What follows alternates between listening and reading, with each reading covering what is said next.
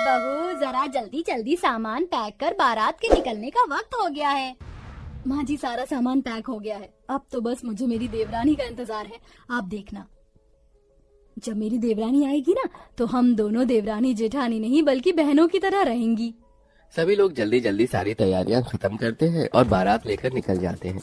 शादी होने के बाद सभी लोग घर की नई बहू अलका को लेकर घर आ जाते हैं, जहां ज्योति और लक्ष्मी बड़े प्यार से अलका का स्वागत करती हैं।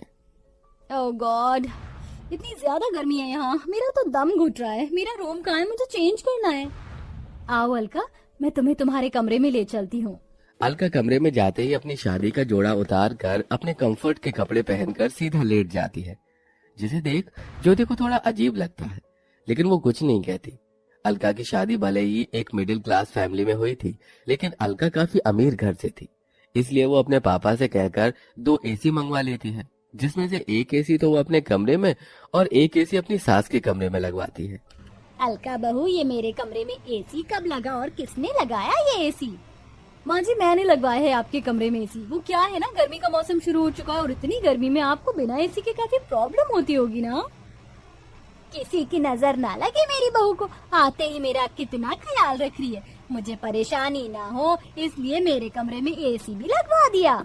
लक्ष्मी इतना बोल ही रही होती है कि तभी वहाँ ज्योति आ जाती है। अलका, मेरे साथ किचन में चलो, आज तुम अपने हाथों से खाना बनाना। वो क्या है ना, मुझसे इतनी गर्मी में कोई काम नहीं किया जाएगा। वैसे भी मैं माँ जी के लिए कुछ ज्वेलरी और साड़ी लेकर आई थी, तो वो मुझे उन्हें दिखानी थी। अच्छा, कोई बात नहीं बहू, फिर कभी बना लेना खाना। ज्योति बहू, जाकर तू ही बना ले आज खाना। ज्योति को ये सब बड़ा अजीब लगता है, लेकिन वो ज्यादा ध्यान नहीं देती और ऐसे ही कुछ दिन गुजर जाते हैं। अलका, आज ढेर सारे कपड़े हैं, आओ कपड़े धोने में मेरी मदद करो। लेकिन मैं तो माँ जी के साथ बाहर पार्लर जा रही थी। तो बाद में चले जाना, घर का काम जरूरी है या पार्लर जाना? एक दिन अगर तू कपड़े धो लेगी तो क्या हो जाएगा, इतने सालों से तो तू ही धो रही है। अलका बहू, चल, हमें पार्लर के लिए लेट हो रहा है। अलका लक्ष्मी को अपने साथ पार्लर ले जाती है। ये सब देख ज्योति को गुस्सा तो बहुत आता है, लेकिन वो कुछ नहीं कहती। ज्योति हमेशा यही सोचती थी, जब उसकी देवरानी आएगी तो वो दोनों मिलकर जिम्मेदारी को संभालेंगे, घर के सारे काम करेंगे। लेकिन जब से अलका आई थी तब से वो हमेशा अपने पैसों के बल पर अपने साथ साथ अपनी सास के भी शौक पूरे करती और घर के कामों से भी बच जाती। चाची मुझे बहुत गर्मी लग रही, मेरे लिए मैंगो शेक बना दो ना। मिंकू ये कहते हुए अलका का हाथ हिलाने लगता है। अलका नेल पेंट लगा रही होती है, जिसके चलते उसका नेल पेंट खराब हो जाता है। तेरी वजह से मेरी नेल पेंट खराब हो गई, तुझे क्या 2 मिनट का भी सब्र नहीं है? ये कहते हुए अलका मिंकू को गुस्से में जमीन पर धक्का दे देती।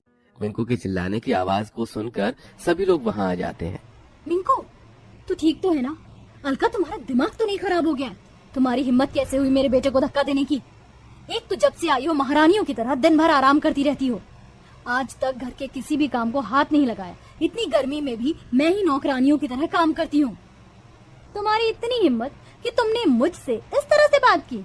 जानती भी हो मैं किसकी बेटी हूँ। बस अब मैं अपनी इंसल्ट और बर्दाश्त नहीं कर सकती। मैं तुम्हारे साथ इस घर में नहीं रह सकती, मुझे बंटवारा चाहिए। हाँ, तो मैं भी कौन सा तुम्हारे साथ रहने के लिए मर रही हूँ, मुझे भी अब बंटवारा ही चाहिए। अरे तुम दोनों का दिमाग तो नहीं खराब हो गया? तुम दोनों ये क्या बातें कर रही हो? माँ, अब आप ही कुछ समझाओ इन दोनों को। मैं क्या समझाऊं, जो हो रहा है सही हो रहा है। वैसे भी मैं तो अलका को ही अपनी बहू मानती हूँ। जब से आई है मेरा कितना ख्याल रख रही है। गर्मी में सबसे पहले इसने ही मेरे लिए एसी लगवाया, रोज मुझे शॉपिंग करवाती, आइसक्रीम खिलाती और कल तो हम लोग स्विमिंग पूल भी गए थे। मैं तो अलका के साथ ही रहूंगी। लक्ष्मी के फैसले के आगे अब कोई कुछ नहीं बोलता था, जिसके बाद अब अलका व्हाइट पेंट लेकर आती है और सबसे पहले हॉल में लाइन खींच देती है। साथ ही साथ बाथरूम, किचन, डाइनिंग टेबल, यहाँ तक कि फ्रिज पर भी लाइन खींचकर उसका भी बंटवारा कर देती है। और अब एक तरफ लेकिन अलका अपने पति नितिन और सास के साथ रहती है, वहीं दूसरी तरफ लाइन के ज्योति अपने पति दुर्गेश और बेटे के साथ रहती है। अलका बहू, बहुत भूख लग रही, जल्दी से खाना बना दे। क्या कहा आपने? मैं खाना बनाऊंगी? मैंने अपने मायके में आज तक चाय तो बनाई नहीं और आप मुझसे खाना बनाने की उम्मीद कर रही हैं। ज्यादा भूख लग रही है तो खुद जाकर बना लीजिए। अपनी बहू की बात सुन बेचारी लक्ष्मी खुद गर्मी में आकर किचन में खाना बनाने लगती है। वहीं लाइन की दूसरी तरफ ज्योति भी खाना बना रही थी। कैसी निकम्मी बहू है मेरी, इसे दिखाई नहीं दे रहा है कि इसकी बूढ़ी सास इतनी गर्मी में भी खाना बना रही है। ये नहीं आकर कुछ मदद कर दे। लक्ष्मी मन ही मन ज्योति को कोसने लगती है और खाना बनाकर वहां से चली जाती है। और ऐसे ही कुछ दिन गुजर जाते हैं। लक्ष्मी देखती है कि ज्योति लाइन के उस तरफ अच्छे से झाड़ू पोछा करके साफ सफाई कर रही है। लाइन के इस तरफ वाला घर किसी हीरे की तरह चमक रहा है, वहीं उसके वाला घर किसी कूड़ेदान की तरह लग रहा था।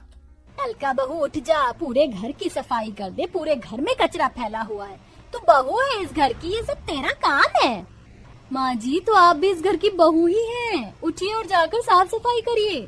इतनी गर्मी में मैं तो इस एसी के सामने से नहीं हिलने वाली। अलका की बात सुन बेचारी लक्ष्मी खुद ही उठकर घर की सफाई करने लगती है। मेरी कमर, इस कमर दर्द और गर्मी ने तो परेशान करके रख दिया। कहाँ फंस गई मैं। अलका खुद पूरा दिन गर्मी में एसी के सामने आराम करती रहती है, वहीं वो अपनी सास लक्ष्मी से नौकरानी की तरह घर के काम करवाती है। हमारे कमरे में कितनी ज्यादा गर्मी है ना। पता है, चाचा चाची के कमरे में बड़ा वाला एसी लगा हुआ है, उसमें से बहुत ठंडी ठंडी हवा आती है। माँ, हम एसी कब लगाएंगे? हम तुम्हारे चाचा चाची की तरह अमीर नहीं हैं। तुम्हारे चाचा मल्टीनेशनल कंपनी में काम करते हैं और तुम्हारे पापा मामूली कूलर की दुकान में, समझे? अपनी माँ को इतने गुस्से में देख मिंकू बाहर आ जाता है और देखता है कि लाइन के दूसरी तरफ से बहुत ठंडी ठंडी हवा आ रही है। मिंकू गर्मी को बर्दाश्त नहीं कर पाता और सीधा बंटवारे की लाइन को पार करके अलका के कमरे में पहुंच जाता है। तभी अलका मिंकू को देख लेती है। तेरी हिम्मत कैसे हुई मेरे कमरे में आने की? लास्ट टाइम की मार भूल गया है क्या? भाग यहाँ से। अलका की डांट सुन मिंकू भागते हुए अपने कमरे में आ जाता है। वहीं अब बूढ़ी उम्र में इतनी मेहनत करते करते लक्ष्मी की तबीयत काफी खराब हो गई थी। कोई मेरी मदद करो, हाय मेरी कमर। माँ जी, नहीं, मैं बंटवारे की उस लाइन की तरफ नहीं जा सकती। माँ जी, मुझे माफ कर दीजिएगा, मैं मजबूर हूँ। ज्योति चाहते हुए भी लक्ष्मी की मदद नहीं कर पा रही थी। वहीं थोड़ी देर में नितिन आ जाता है और अपनी माँ को जमीन पर गिरा देख उसे जल्दी से कमरे में ले जाता है। जिसके बाद वो अलका के कमरे में जाता है और देखता है कि अलका एसी की ठंडी हवा में फोन चला रही है। ये सब देख नितिन को बहुत गुस्सा आता है और वो ज्योति से फोन छीनकर उसे जमीन पर फेंक देता है। मेरी माँ दर्द से तड़प रही है और तुम हो कि यहाँ फोन चला रही हो। अगर अब से तुमने घर के काम नहीं किए तो जिस तरह से तुम्हारा आज फोन तोड़ा है, अगली बार तुम्हारा मुंह तोड़ दूंगा, समझी? नितिन को इतने गुस्से में देख अलका काफी डर जाती है और अब अलका घर के काम में लग जाती है। ये रोटी है या इंडोनेशिया का मैप? गोल बिल ही नहीं रही है। लगता है मैंने गलती से डिटर्जेंट पाउडर की जगह ब्लीच पाउडर डाल दिया। ये सारे कलरफुल कपड़े तो विधवा हो गए। मेरी कमर, लगता है इस गर्मी में घर का बंटवारा करके मैंने अपनी जिंदगी की सबसे बड़ी गलती की है। बंटवारे की वजह से अब घर की सारी जिम्मेदारी मुझ पर आ गई है। ऊपर से इस गर्मी ने भी बुरा हाल करके रख दिया। अब मैं क्या करूं? ये कहते हुए अलका जोर जोर से रोने लगती है और अब वो माफी मांगने के लिए अपने खुद की खींची हुई बंटवारे की लाइन को पार करके सीधा अपनी जेठानी ज्योति के कमरे में जाती है, जहाँ वो देखती है कि उसकी सास पहले से ही वहाँ मौजूद है। माँ जी, आप? और नहीं तो क्या करती मैं?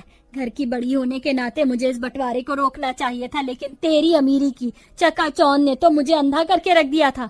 मैं यहाँ ज्योति बहू से माफी मांगने आई हूँ। जेठानी जी, मुझे भी माफ कर दीजिए, मुझसे बहुत बड़ी गलती हो गई।